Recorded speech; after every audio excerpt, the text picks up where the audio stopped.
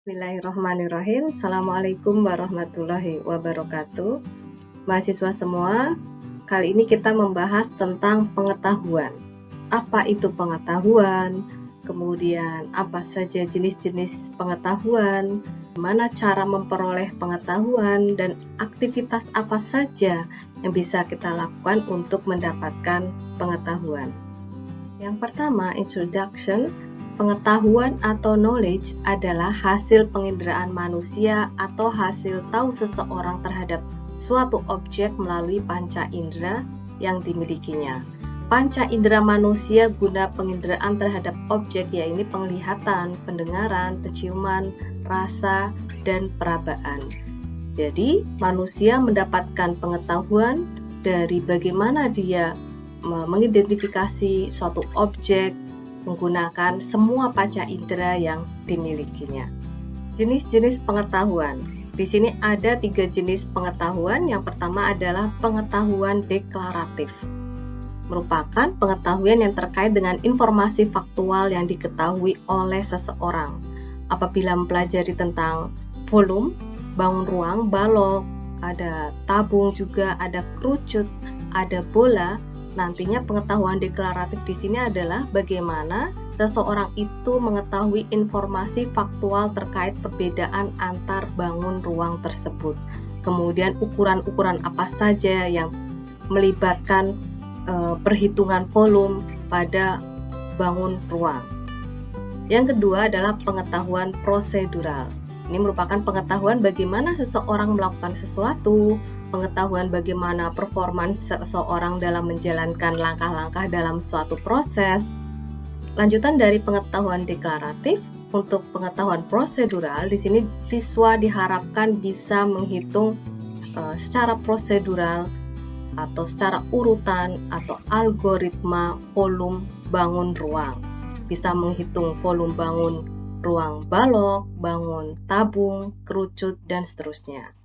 Yang ketiga adalah pengetahuan kondisional. Ini merupakan pengetahuan terkait kapan suatu prosedur, skill, atau strategi itu digunakan dan kapan tidak digunakan. Pada kondisi apa suatu prosedur dapat digunakan dan mengapa suatu prosedur lebih baik dari prosedur yang lain. Jadi setelah mengetahui bagaimana pengetahuan prosedural, di sini pengetahuan kondisional itu bisa menerapkan pengetahuan yang dimiliki dalam perhitungan volume misalkan. Jadi dia bisa menggunakan prosedur mana yang tepat untuk kasus-kasus tertentu.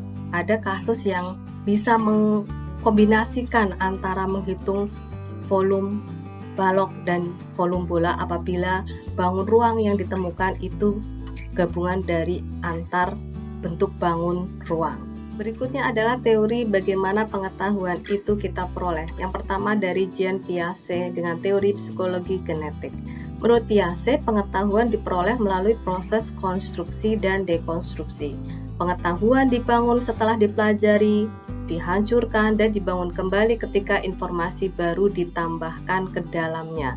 Dengan demikian, proses konstruksi dekonstruksi berulang-ulang sepanjang hidup manusia.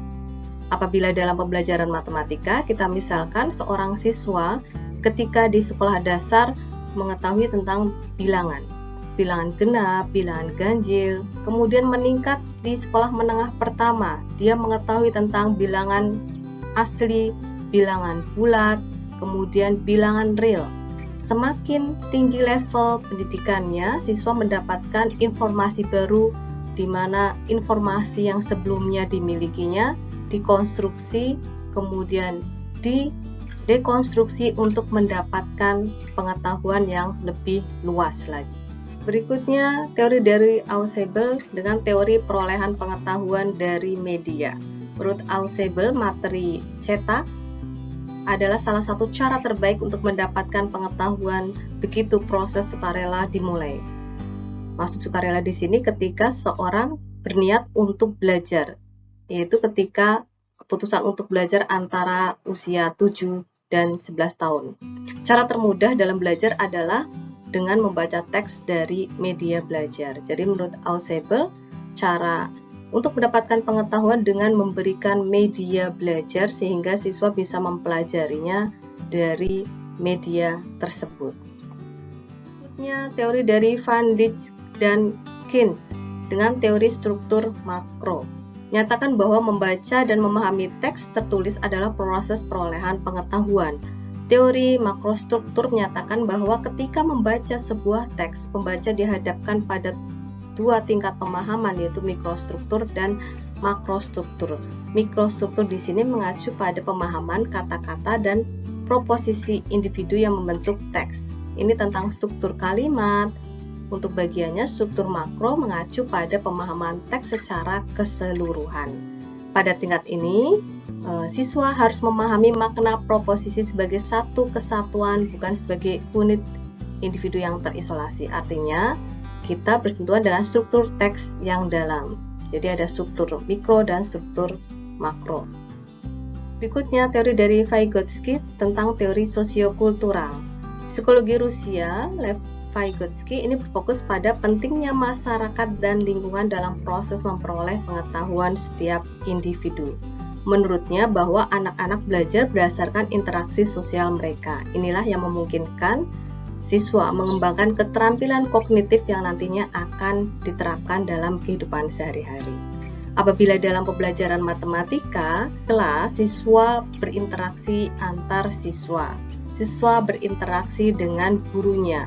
Jadi posisi di sini guru dalam interaksi sosial dengan siswa, guru bertindak sebagai orang dewasa yang memfasilitasi belajar siswa, yang membimbing siswa sehingga mencapai target pengetahuan yang diharapkan.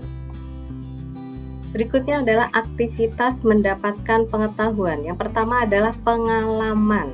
Pengalaman dapat digunakan untuk mendapatkan pengetahuan. Hal ini dilakukan dengan cara mengulang kembali pengalaman yang diperoleh dalam memecahkan masalah yang dihadapi pada masa yang lalu. Dari pengalaman seorang bisa mendapatkan pengetahuan faktual tentang sesuatu. Dimisalkan dalam belajar matematika, ketika siswa pada masa yang lalu diberikan soal pemecahan masalah oleh guru, dia akan mencoba dengan cara yang dimilikinya, kemudian eksplorasi cara yang lain. Ketika diberikan pemecahan masalah kembali, dia akan belajar dari pengalaman sebelumnya bagaimana menyelesaikan masalah. Atau dalam belajar matematika untuk mengenal suatu konsep tentang bangun ruang, guru bisa eksplorasi pengalaman yang dimiliki oleh siswa, yaitu pengalaman yang menghasilkan pengetahuan awal atau prior knowledge yang nantinya akan dibangun oleh guru dalam belajar berikutnya. Yang kedua adalah konseptual. Di sini adalah aktivitas yang berkaitan dengan klasifikasi, kategori, prinsip, dan generalisasi dari pengetahuan yang diperoleh dari pengalaman. Tadi dari aktivitas yang pertama pengalaman dengan eksplorasi pengetahuan awal, kemudian yang kedua konseptual. Di sini kita misalkan dalam belajar matematika, siswa bisa mengklasifikasikan, membuat pengelompokan, mana bangun ruang jenis balok, mana bangun ruang jenis kerucut, dan seterusnya, sehingga terbangun pengetahuan konseptual tentang bangun ruang. Yang ketiga adalah aktivitas berpikir kritis. Berpikir kritis adalah kemampuan untuk berpikir jernih, rasional, dan masuk akal dalam menganalisis informasi, memecahkan masalah, dan membuat keputusan dalam kehidupan atau kegiatan sehari-hari. Orang dengan pikiran kritis juga memiliki kemampuan yang baik dalam membuat penilaian serta mengevaluasi fakta, fenomena, data, dan objek tertentu. Aktivitas ketiga ini diperlukan ketika sudah siswa mampu mengkategorikan. Kemudian di sana guru mendorong siswa untuk mengkritisi ide-ide matematika terkait perbedaan bangun ruang yang dikelompokkan. Berikut ini adalah indikator aktivitas berpikir kritis. Yang pertama, dalam belajar matematika Efisiana, siswa memberikan penjelasan sederhana yang berisi memfokuskan pertanyaan, menganalisis pertanyaan dan bertanya, serta menjawab pertanyaan tentang suatu penjelasan atau pernyataan. Kemudian yang kedua, di dalamnya Membangun keterampilan dasar yang terdiri atas mempertimbangkan akan sumber dapat dipercaya atau tidak, dan mengamati serta mempertimbangkan suatu laporan hasil observasi. Yang ketiga, aktivitas berpikir kritis dalam belajar matematika, di dalamnya ada menyimpulkan yang terdiri atas kegiatan mendeduksi atau mempertimbangkan hasil deduksi, meninduksi atau mempertimbangkan hasil induksi, dan membuat serta menentukan nilai pertimbangan. Jadi kalau misalkan dalam mengenal bangun ruang, di sana siswa dari beberapa contoh bangun ruang yang diberikan, siswa bisa membuat kesimpulan mengenai sifat-sifat bangun ruang. Yang keempat, memberikan penjelasan lanjutan yang terdiri atas mengidentifikasi istilah-istilah dan definisi pertimbangan dan juga dimensi, serta mengidentifikasi asumsi. Yang kelima, mengatur strategi dan teknik yang terdiri atas menentukan tindakan dan berinteraksi dengan orang lain. Indikator-indikator tersebut dalam prakteknya dapat bersatu padu membentuk sebuah kegiatan, atau bisa juga terpisah-pisah, hanya beberapa indikator saja yang kita gunakan dalam belajar matematika. Aktivitas yang keempat adalah menerapkan. Setelah aktivitas berpikir kritis, yang berikutnya menerapkan.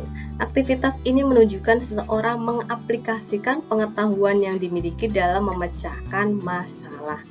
Dalam belajar matematika, rangkaian aktivitas memberikan kesempatan untuk eksplorasi pengalaman yang menghasilkan fakta-fakta matematika, pengetahuan konseptual, berpikir kritis, dan dapat menerapkan pengetahuan yang dimilikinya.